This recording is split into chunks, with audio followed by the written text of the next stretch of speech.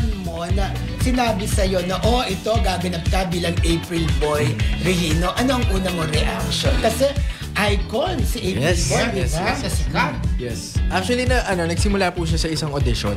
And marami po kami nag-audition. Nasa 30 plus na actors po yung mga nag-audition. Wow. And then, yun nga po, I'm so blessed na ako po yung napili. And syempre, excited ako. Syempre, April Boy Regino, gagampanan ko.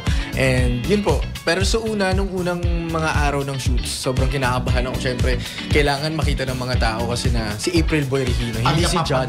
Yes, hindi si John. Dapat, yun nga, makita nila yung buhay ni April Boy.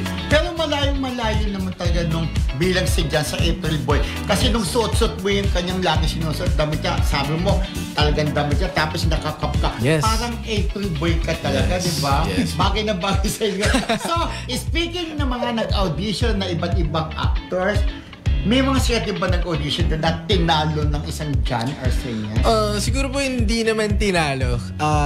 Siguro mas nag-fit lang sa akin yung role. Mas nakita lang siguro nila sa akin na ako yung gaganap. John, Kasi magagaling din po yung mga